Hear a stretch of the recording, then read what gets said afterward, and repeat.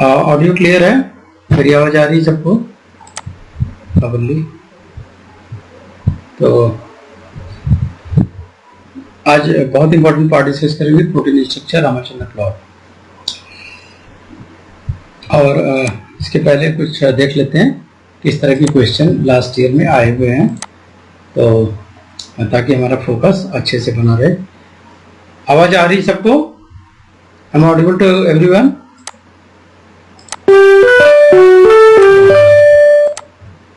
Hello? हाँ, अभी ठीक है। चलो, तो now you can see question बहुत ही स्टैंडर्ड आ रहा है, राइट? तो let us have a look over the questions.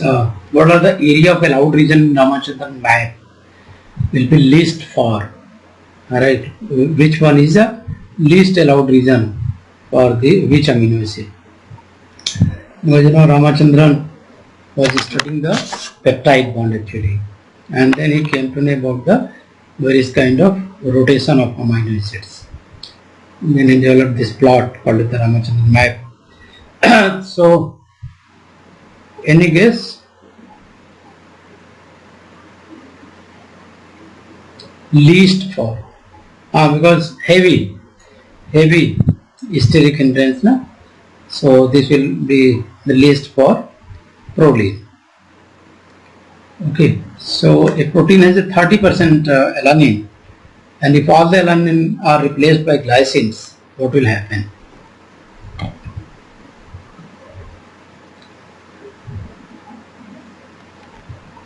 What may happen?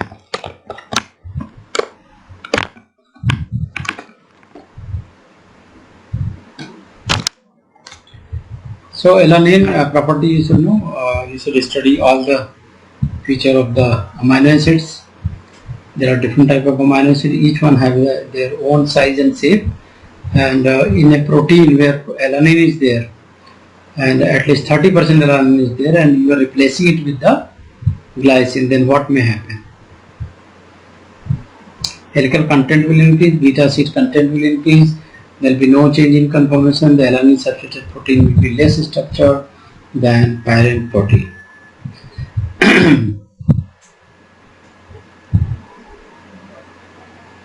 What are the possibilities?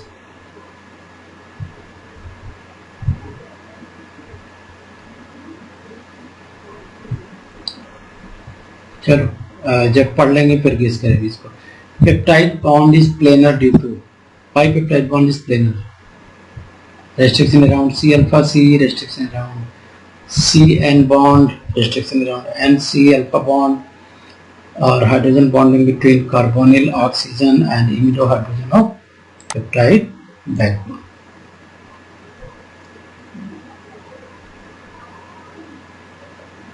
Batch break तो नहीं रिपीटे?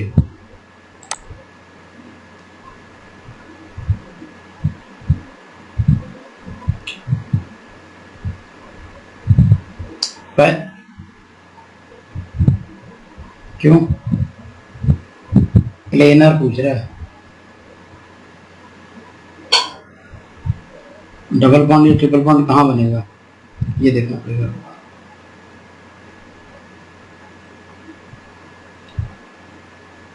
क्योंकि डबल बॉन्ड या ट्रिपल बॉन्ड वो होता है ना, प्लेनर बनाएगा।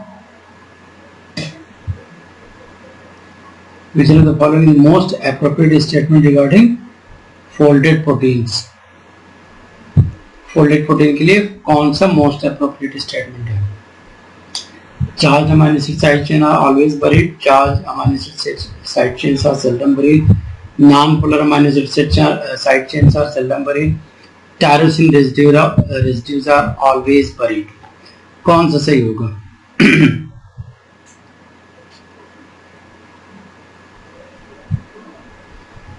No. Non-polar amino acid side chain are often buried, not seldom buried. पूछ रहा है which is the most appropriate statement? कभी कभी, often मतलब हमेशा।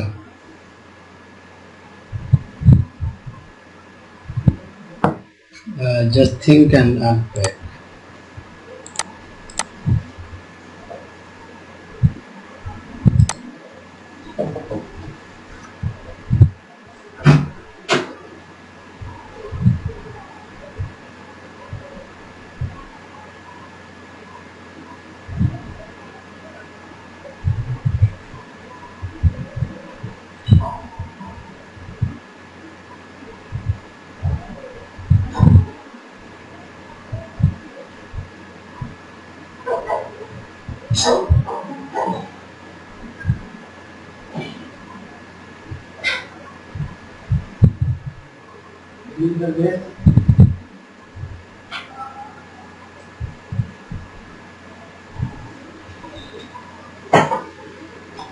हाँ जी, any other guess?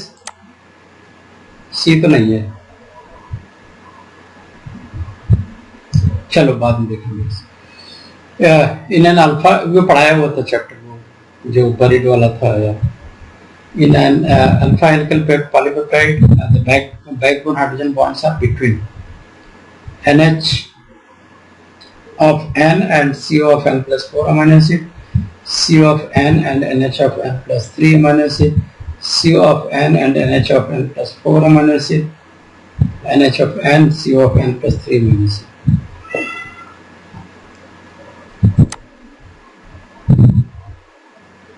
Which one may be correct? अब ये सब बहुत ही बेसिक क्वेश्चन पूछे गए, अभी एडवांस का क्वेश्चन दिखाता हूँ। अभी तो नोजी कोजी पे आ गए हैं। आप ट्रेंड समझा करो। ट्रेंड क्या होता है? ट्रेंड ये होता है कि पहले, आज से 5 साल पहले कैसे क्वेश्चन पूछते थे, अभी 2 साल में कौन सा क्वेश्चन पूछ रहे हैं। 2 सालों को ट्रेंड देखोगे तो बिल्कुल मतलब तुम्हें एक्सपेक्ट ही नहीं होगा कि तुम एक भी क्वेश्चन सॉल्व कर पाओगे। बहुत ही हायर स्टैंडर्ड का है।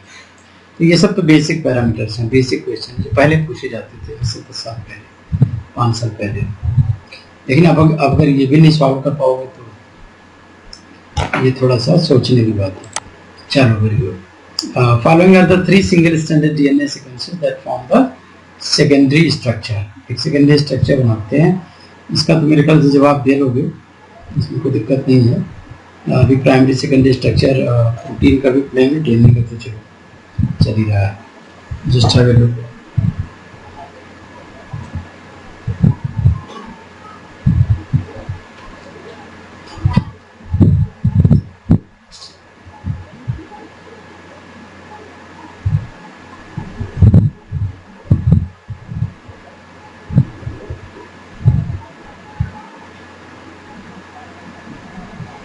समझ में आया? क्लियर हो रहा है? Based on the estimating, which one is correct? P equal to R, R greater than P greater than Q, Q greater than R is equal to P, Q greater than R greater than P. क्या बोलोगे?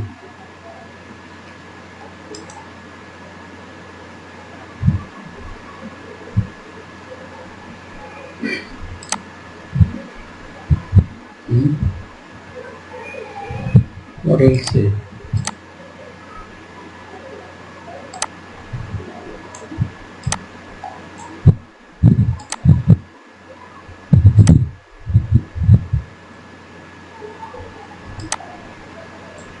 No idea? चलो next. चलो इसमें answer दिया हुआ है। Which is a characteristic of both an alpha helix and beta plateasis? इसको क्या होगा?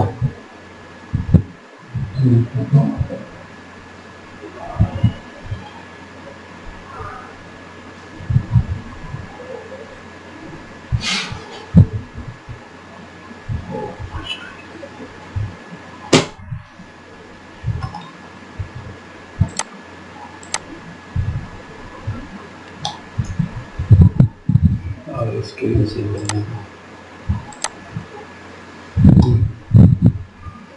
Any guess? Which is the characteristic of both an alpha helix and beta helix? Answer दिया हुआ है। both can be anti-parallel structure, ये हो नहीं सकता। both form interaction involving the oxygens of peptide bonds. और ये भी नहीं हो सकता both are found only with the multimeric proteins, both are denatured when heat breaks peptide bonds. So बहुत ही फोकस्ड होकर स्टडी करना पड़ेगा, otherwise answer will be missing, है ना? ठीक है, क्लियर हो रहा? So secondary structure is defined by which forces?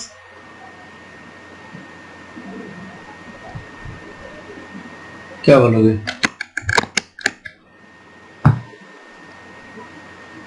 आवाज आ रही सबको? हेलो, आवाज आ रही बेटे? मेरी आवाज आ रही सबको? अप्रेम, मनीषा कुछ बोलो, Naveed. Secondary structure is defined bye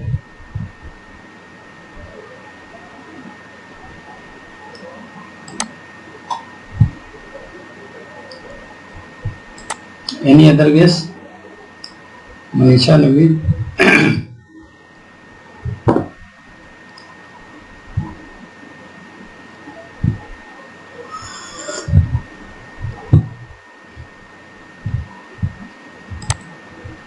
इसका आंसर क्या होगा?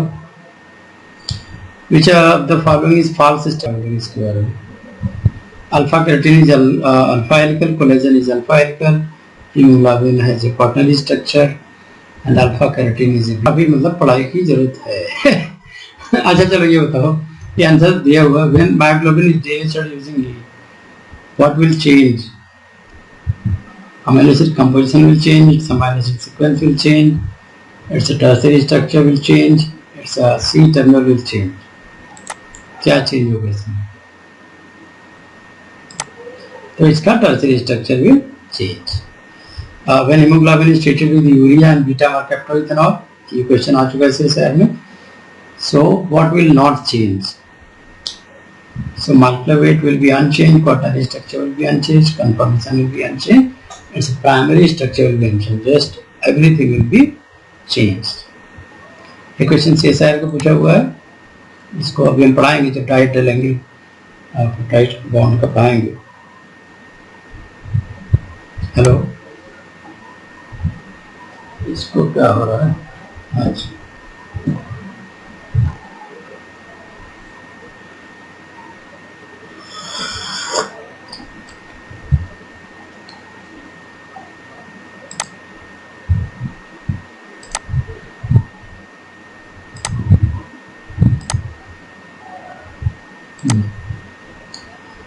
So I think it's clear.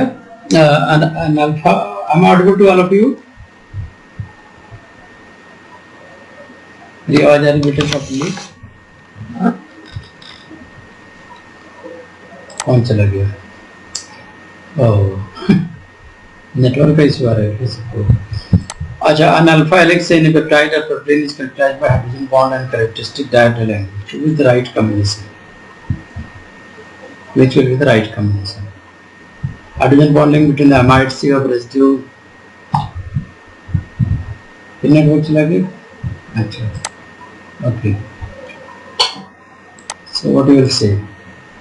Hydrogen bonding between the amide C of residue and amide NH of residue plus 4, diagonal angle in the region minus 50 degree minus 65 side, 50-60, सब में 50-60 दिया हुआ है ना? सब में 50-60 दिया हुआ.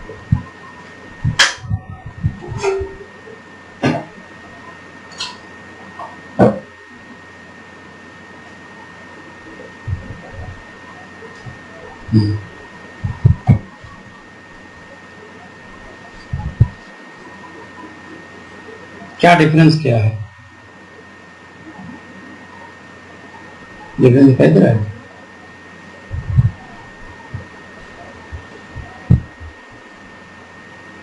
ए में देखो माइनस माइनस है ना, 50-60.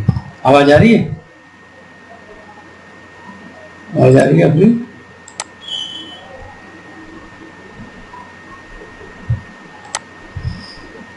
अगर आप देखो तो क्या डिफरेंस है, अगर ए में देखो तो आप इसमें -50 -60 सही है ना, बी में भी -50 -60 है, सी में देखोगे डिफरेंट होगा -50 +60, और डी में देखोगे अगेन -50 -60। इसके आधार पर सिलेक्शन नहीं कर सकते, ठीक है ना। आप देखो CO residue I and amide NH of I+4, क्या ये सही है या इसका अपोजिट सही है? मतलब कॉन्सेप्चुअल बिल्कुल पूछ रहा है, क्या बोलोगे? यहाँ भी CO ऑफ I, यहाँ पे एंगल चेंज हो गया, C और A बिल्कुल एक जैसे हैं, बस खाली चार्ज का डिफरेंस है, इधर -60 इधर +60। तो in alpha helix in peptide और protein capped by hydrogen bond and characteristic dihedral angles, choose the right combinations.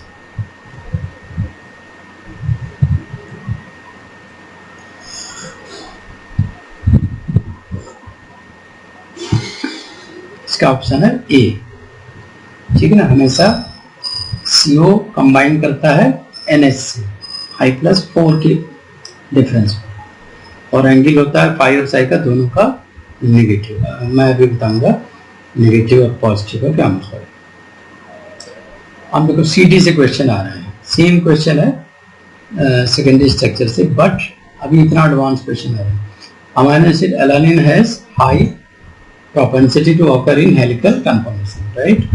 मतलब अल्फा हेलिक्स बनाने के ज्यादा चांसेस हैं एलानिन के। CD ऑफ इक्विमुलर CD एक टेक्निक होती है सल्फर डाइक्रोजन, जिससे हम ये पता लगा पाते हैं कि सेकेंडरी स्ट्रक्चर बन रहा है तो अल्फा बन रहा है कि बीटा बन रहा है, या D है कि L है, वो सारा पता लगा सकते हैं। One composed of only L alanine and other only of D alanine. ये रिकॉर्ड किया गया 185 to 250 नैनोमीटर पे। अब कह रहे हैं कि which one of the following will be observe. तो ये आपने पढ़ा ही नहीं है, तो इसके बारे में आपको आइडिया नहीं, पढ़ाऊंगा इसको। तो आजकल एंगल भी पूछ रहे हैं, ठीक है ना। एसिटाइल एलानिन 18, अगर आप ये देखोगे रिसर्च पेपर में काफी ये पॉपुलर हुआ था ये molecule. C1H2 exist in alpha helical confirmation in solution. कहते हैं अल्फा हेलिकल कंफर्मेशन आता है इसके सॉल्यूशन में। Most of the backbone dihedral angle will be, क्या होगा, इसको कैसे सॉल्व करोगे ऐसे क्वेश्चन। तो रामचंद्रन प्लॉट तो पढ़ना पड़ेगा। रामचंद्रन प्लॉट के पहले we should know about the basics. Basics क्या है? Every amino acid, every assembled protein is made up of primary amino acid, right? Every assembled units are made up of primary structure. Primary structure then folded by hydrogen bond. With the help of hydrogen bond, they are forming the alpha or beta. Now, various alpha and beta are going to form tertiary structure, right? So, tertiary structure is the overall folding between the different secondary structure, and secondary structure is local folding, either intrachain or interchain. Intrachain समझते हो ना? Intrachain मतलब self, जैसे alpha helix.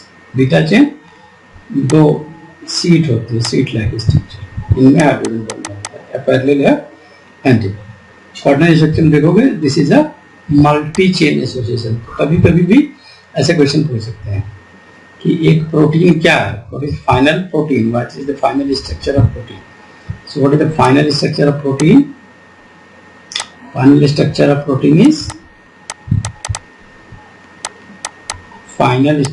Protein is multi chain association. इतना clear हो गया? Any doubt?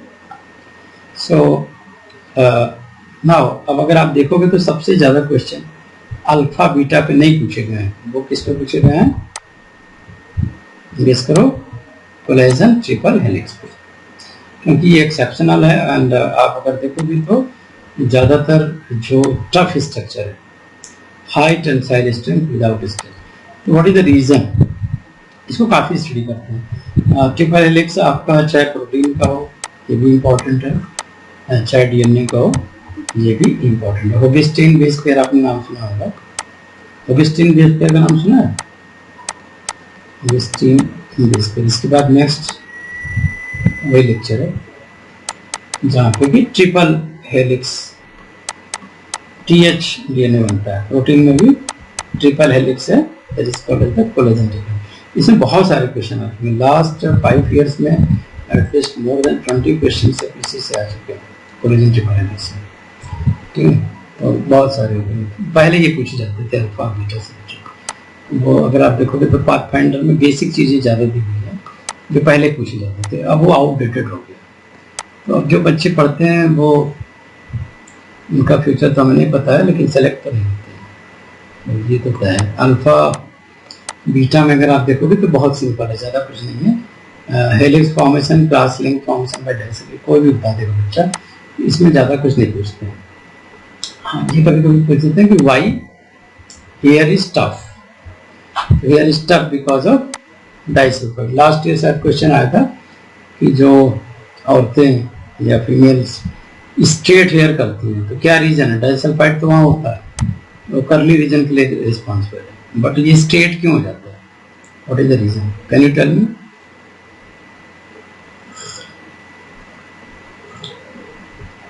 Straight hair देखा है आपने, मशीन भी आने लगी है काफी पार्लर में, है ना, इसकी कॉस्ट भी ज्यादा है। आवाज परफेक्ट आ रही है? तो स्ट्रेट हेयर का क्या रीजन है?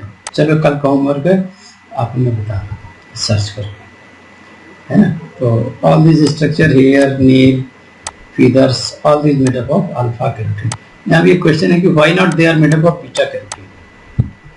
बीटा कैरोटीन और इसको टफ बना देता है, जैसे आप देखो सिल्क फाइब्रोइन, ये टोटली बना है बीटा, बुलेट प्रूफ जैकेट आजकल जो बना रहे हैं वो इससे बना रहे हैं, सिंथेटिक बीटा फिलामेंट से, राइट।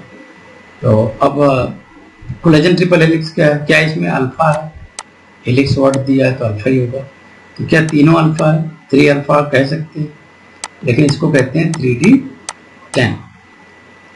तो क्या ऐसे स्ट्रक्चर में फीचर है जिसकी वजह से they are very tough, collagen of tendons, bone, तो ये भी एक रीजन। तो चलो स्टार्ट कर लेते हैं बेसिक से। Are you ready? सब लोग रेडी हो पढ़ने के लिए? हाँ, थोड़ा सा आवाज देके बोलो सब लोग, इससे ना कॉन्फिडेंस का पता लगता है। तो protein are form by amino acid, आपको पता है। There are 2 type of bonds, कितने तरह के? 2 तरह के। कोवेलेंट, कोवेलेंट में as you know peptide bond 1, note करते रहो। सेकेंड लिखोगे फिर मजा आएगा, ये कौन खींच रहा है? Second disulphide. Non covalent bond अगर आप देखोगे तो दीज आर 4 टाइप। तो मैं देख रहा था यहाँ पे जैसे एक मिसिंग है यहाँ पे, hydrogen bond, electrostatic bond, van der Waals, hydrogen, ये क्या मिसिंग है बता सकते हो आप? इसमें कौन सा बॉन्ड जो मिसिंग है?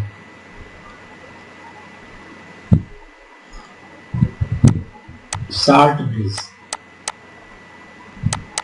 साल्ट ब्रिज, साल्ट ब्रिज मैंने पढ़ाया था ना लास्ट टाइम। तो hydrogen bond, electrostatic bond, ionic interaction, van der Waals interaction, hydrophobic interaction, ये सारे तो कितने हो गए टोटल? काउंट करो। काउंटिंग आजकल पूछ दे रहा है, ट्रू सेंटेंस, ट्रू फॉल्स में कई पॉइंट्स रख देते हैं।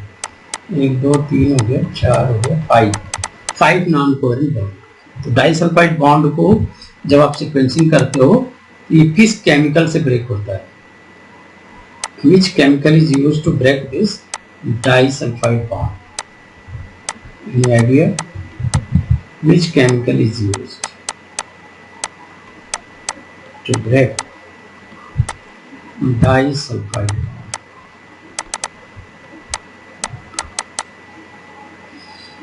किसको बोलोगे बेटा? कौन से केमिकल है? एसडीएस से डाइसल्फाइड बॉन्ड टूटे, ये किसने कहा? हाँ, यूरिया से क्या टूटेगा? विटामिन का प्रोथेनॉल, तो एसएच बॉन्ड टूटेगा डाइसल्फाइड। यूरिया क्यों यूज करते हैं? विटामिन तो इथेनॉल। हाइड्रोजन बॉन्ड को तोड़ना है तो यूरिया यूज कर सकते हो। यूरिया क्या है? साल्ट है ना, साल्ट है। साल्ट आप यूज करोगे तो हाइड्रोफोबिक बॉन्ड कैसे पड़ेगा? ये देखो डाइसल्फाइड बॉन्ड। सो ये disulphide bond is formed by two SH group that is found in the cysteine. You can see, and these are the formation of this interchain disulfide bond is because of oxidants. If you are using the reductants, again you can see the bond is breakage and the resultant in the formation of again two cysteine molecules. So this question was asked in this essay. One disulfide for formation of, note कर लो, for formation of one disulfide bond, how much cysteine is required? How much cysteine required? You can write down the answer. This is 2. And the process is oxidation. Process is not oxidation. This is reduction.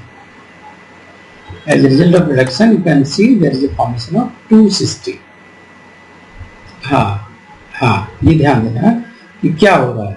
Oxidant से होगा तो disulphide बनेगा इंटरचेन, and then फिर सी कि अगर ये reductant use करते हैं जिससे बीटा मेथनॉल यूज किया था तो आपका ये, ठीक है. तो पेप्टाइड बॉन्ड कब बनता है? सपोज ग्लाइसिन एलानाइन, ये दो अमाइनो एसिड हमने लिया, तो कब पेप्टाइड बॉन्ड बनेगा? When there will be removal of water. When there is a removal of water between two amino acids, there will be formation of peptide bond. अभी सब basic पढ़ाएंगे, ठीक है ना. तो what are the different non-covalent bond? So you can see this is the ionic bond between the charged molecule. Hydrogen bond is possible between the strong electronegative group oxygen. Right? ये इसके ऊपर काफी discussion हो चुका है. van der Waal attraction कब होता है? Can you tell? van der Waal attractions कब होते हैं? Depends on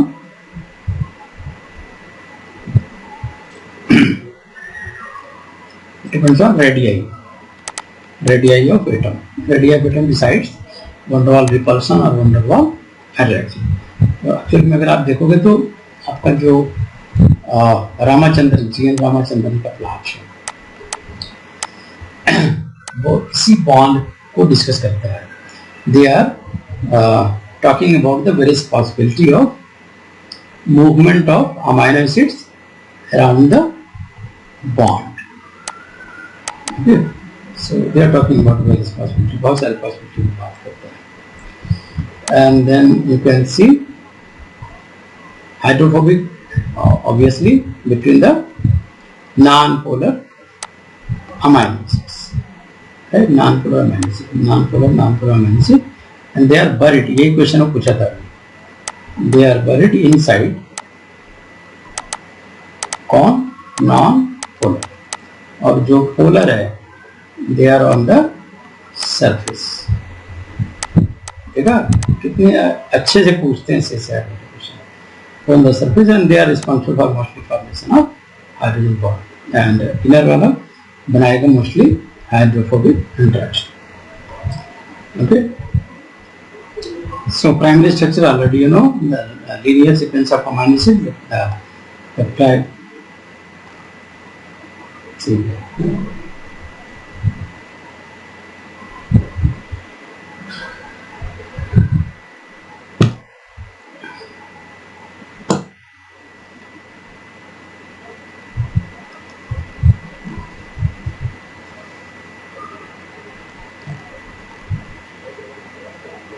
हाँ, अंदर की तरफ हाइड्रोफोबिक है, बाहर की तरफ हाइड्रोजन वॉल, अंदर की तरफ van der Waal, ionic bond surface पे, ठीक है. तो ये अंदर बाहर का थोड़ा देखना पड़ेगा. Primary structure, this is very significant regarding particular function of protein and they are dictated by the genes. Genetic disease is caused by abnormal amino acids. So which bond occurs in the primary structure? Only covalent bond, and there are two covalent bonds. One is peptide and second is the disulfide bond. So how peptide bond is going to form, right? तो अगर दो amino acid मिलते हैं तो कितना peptide bond बनता है? एक peptide bond, right? Two amino acid link to form one peptide, लेकिन इसको कहते हैं डाइपेप्टाइड फॉर्मेशन, ठीक है. तो ट्राइपेप्टाइड में कितने बॉन्ड होंगे? डाइपेप्टाइड में तो एक, ट्राइपेप्टाइड में 2, ऐसे याद करना है। 50 पेप्टाइड में कितने होंगे? 49, ठीक है ना। तो प्रोटीन्स किसको बोलोगे? Less than 50 amino acid peptide, greater than 50 amino acid proteins, ठीक है।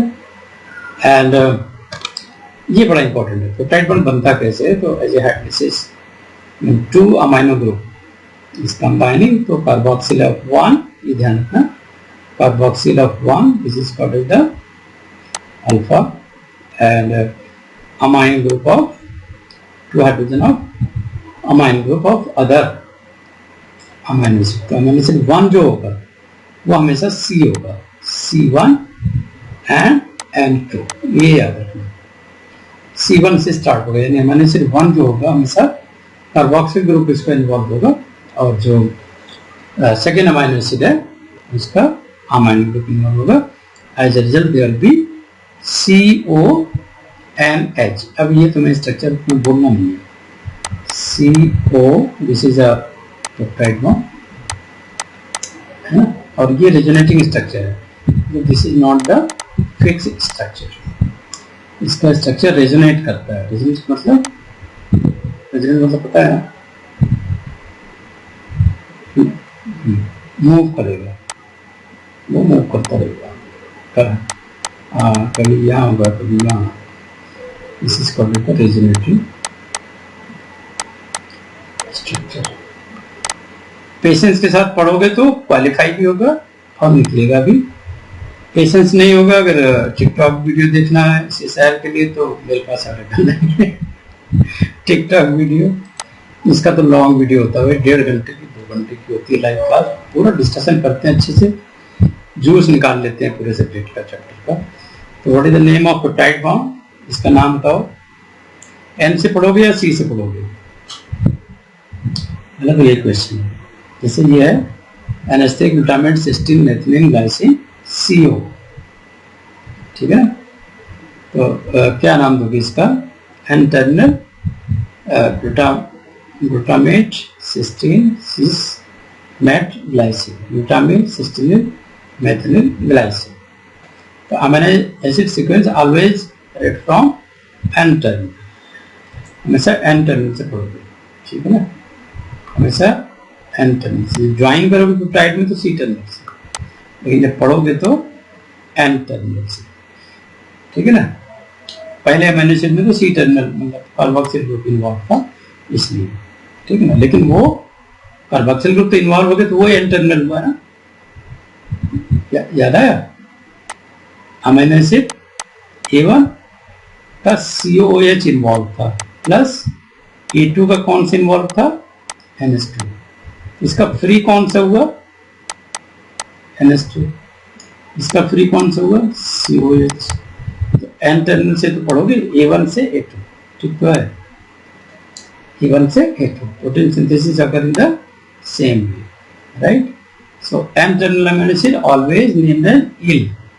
C-टर्मिनल को क्या कहेंगे? आइन, इसीलिए यहाँ पे मिल, नील, नील आइन, ठीक है।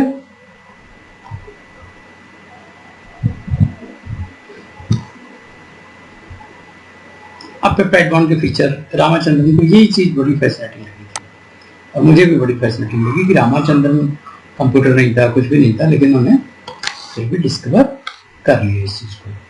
तो कैसे? इनका ध्यान इस पे गया कि this is a not double bond, जैसे कि लोग बोल रहे हैं, this is rather than planar and having the partial double bond character. Partial double bond character और डबल बॉन्ड में क्या अंतर है? डबल बॉन्ड थोड़ा सा शॉर्ट होगा, स्ट्रॉन्ग बॉन्ड होगी ना, शॉर्ट होगा, और पार्शियल डबल बॉन्ड थोड़ा सा लंबा होगा, 1.32 एंगस्ट्रॉम, ठीक है ना। अब ये सिंगल बॉन्ड देखो और लंबा होगा, 1.49। इन दोनों के बीच में आ गया partial double bond.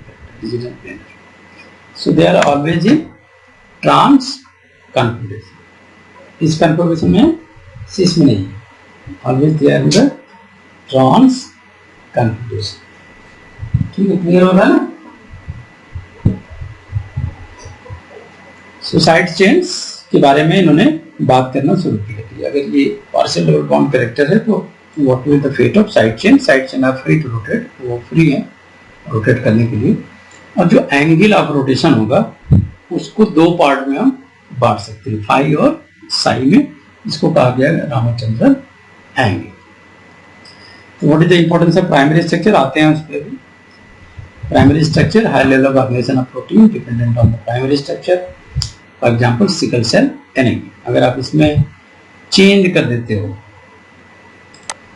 Even if you are going to change a single amino acid, है ना, तो आप देख सकते हो कि because of disturbance in the primary structure person is going to have the sickle cell anaemia. इसके बारे में क्वेश्चन सीएसआर में आते हैं। कौन सा अमाइनो एसिड चेंज होता है और किस फॉर्म में चेंज होता है? 6 amino acid in the beta chain है, not alpha. 6 amino acid in the beta chain is glutamic acid, which is going to change to valine in the HBS. HBS किसको बोलते हैं? जब सिकल सेल हो जाता है, सिकल सेल नहीं हुआ रहता है तो उसको बोलते हैं HBA, glutamic acid। इसमें परफेक्ट है। पॉइंट म्यूटेशन हुआ तो they are going to change into the HBS।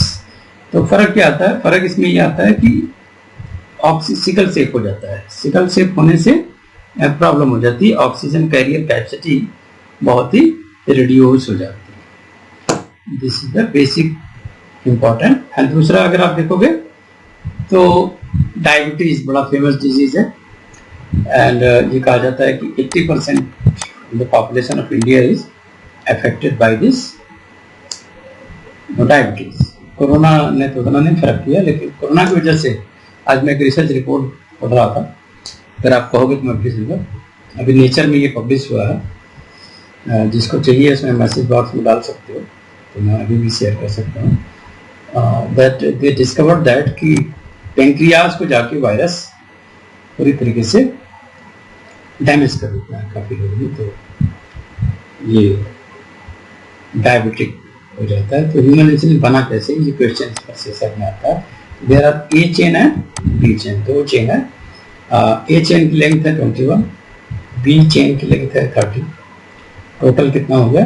51 amino acid, right. और they are linked by the disulfide. कितने डाइसल्फाइड बॉन्ड है ये भी पूछा हुआ है।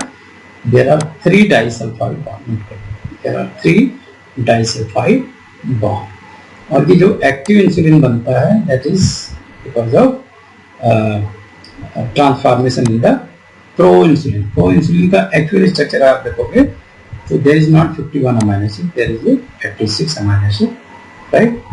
तो यहाँ पे 86 कैसे हुआ? 33 वाला हिसाब है ना। और ये सी पेप्टाइड 33 एग्जैक्टली है ना, इसमें चेंज आता है। तो ये pro insulin is going to convert into the active insulin. ये वाला देखोगे, ये वाला रेड वाला, तो ये इसकी लंबाई को थोड़ा बढ़ा देता है, इसी को कहते हैं सी पेप्टाइड। ये कट कर देते हैं, ये कट करके फिर ये एक्चुअल में इंसुलिन, एक्टिव इंसुलिन बनता है। तो ज्यादातर वायरस क्या करते हैं कि इनके प्राइमरी स्ट्रक्चर को ब्रेक कर देते हैं, डाइसल्फाइड ब्रेक कर दिया या एक्टिव इंसुलिन के और पार्ट को ब्रेक कर दिया, तो दैट इज प्रॉब्लमेटिक। तो आप देखोगे कि there is a 2 interchain disulfide bond, जिसकी बात कर रहे थे, 2 1 and 2, ये क्या है? This is the interchain disulfide bond. और एक जो है कौन सा बॉन्ड है? Intra chain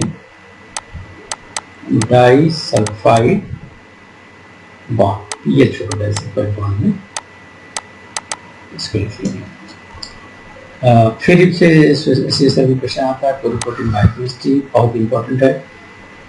first unit, 13 unit, 12 unit सब दे देंगे, काफ़ी इंपॉर्टेंट है। तो मैंने सोचा कि यहीं पे मैक्सिमम चीज़ें कवर कर देते हैं। तो इस and this is very important part, how to determine the primary structure. Primary structure determine कैसे करोगे? तो बहुत सारे मेथड हैं, जैसे determining amino acid composition in a protein, so you can adopt Cronen's enzyme or chromatographic technique, degradation of protein into a smaller fragment. This is the another method. where you can use the urea or guanidine HCl, है ना. This will liberate the polypeptide. Dense chloride अगर use करते हो तो you can determine the number of polypeptide chain. हाँ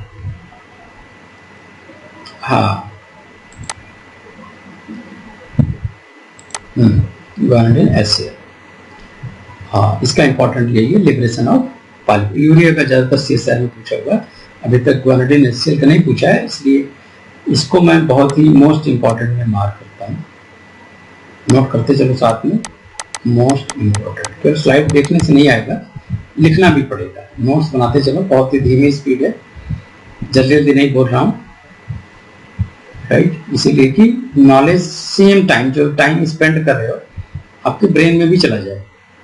और अगर कोई क्वेरी आती है, कोई क्वेश्चन आता है तो फिर डिस्कस करें. ठीक है. तो लाइफ का मतलब ये, यूट्यूब बना के मैं भी पोस्ट कर सकता था, फिर वो ऐसे हो जाता कि जैसे अनकुक्ड राइस.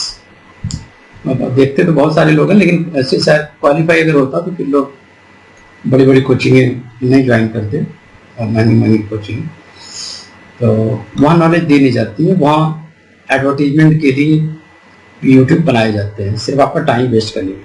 कोई गारंटी नहीं लेता कि आपका सिलेक्शन होगा. तो जो भी ट्यूटोरियल्स में आप जाते हो या स्टूडेंट जाते हैं, तो वहाँ पे गारंटी होती है कि चांसेस हाई हो जाते हैं निकलने को, क्योंकि वहाँ पे काफ़ी क्वालिटी के प्रोफेशन टीचिंग होती है. तो डेंसिल क्लोराइड का अगर आप यूज़ करते हो तो ये एग्जैक्टली पूछा हुआ है. यूरिया यूज करोगे तो क्या होगा, डेंसिल क्लोराइड यूज करोगे तो you can determine the number of polypeptide. 2 polypeptide है, एक है, बी है, सी है, डी. 4 चेन है हीमोग्लोबिन में. हीमोग्लोबिन में कितने हैं, 2 अल्फा 2 बीटा. तो अगर इनमें ये डिटरमाइन करना है तो कौन सी टेक्निक बेस्ट होगी, क्या बोलोगे, बोलो डेंसिल क्लोराइड. क्या बोलोगे, डेंसिल क्लोराइड. ठीक है. And breakdown of polypeptide into fragments, enzymatic cleavage, chemical cleavage, and determination of amino acid sequence, Sanger reagent, Edman reagent. तो इसका डिटेल हम बाद में पढ़ाएंगे, बट बेसिक आइडिया आपको होना चाहिए. तो 1 by 1 देख लेते हैं. हाइड्रोलाइसिस ऑफ प्रोटीन करना है तो you can use the non specific proteolytic enzyme that causes complete hydrolysis of protein, called as the pronase. इनको प्रोनीज बोलते हैं.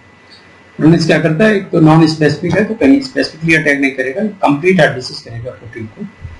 Separation of estimation of amino acid, इसको क्रोमेटोग्राफी टेक्निक से अलग कर सकते हो एंड ट्रेस कर सकते हो by the use of ninhydrin. Guanidine HCl की बात करोगे तो दे आर, हाँ, नॉन स्पेसिफिक है, हाँ नॉन स्पेसिफिक है. गुआनिडीन HCl की बात करोगे, they are going to disturb the non covalent bond and dissociate the protein into polypeptides.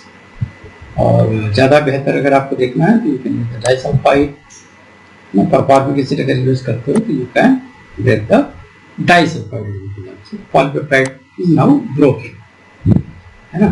तो नॉन कोवेलेंट बॉन्ड को स्पेसिफिकली ब्रेक करने के लिए यूरिया ये इंपॉर्टेंट हो गया. कोवेलेंट बॉन्ड को नहीं ब्रेक करेगा, नॉन कोवेलेंट बॉन्ड को गुआनिडीन HCl ब्रेक करेगा.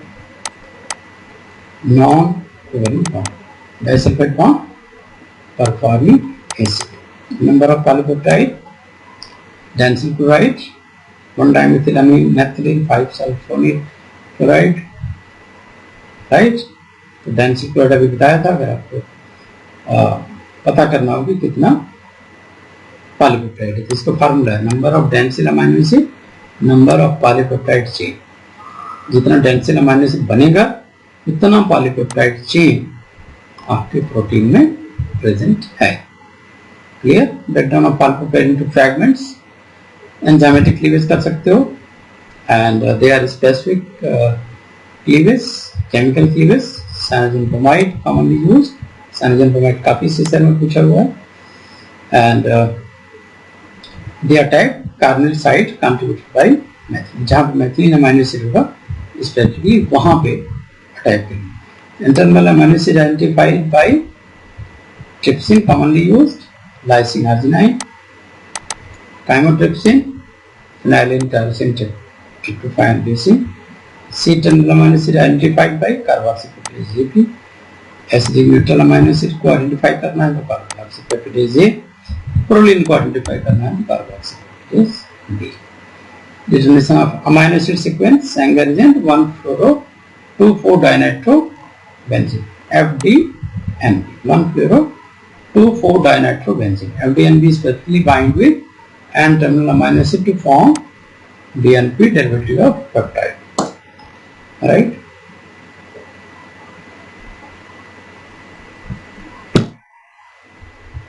ठीक है, FDNP is specifically bind with N-terminal amino acid to form DNP derivative of peptide. This is unhydrolysis DNP amino acid and free amino acid from rest of the polypeptide.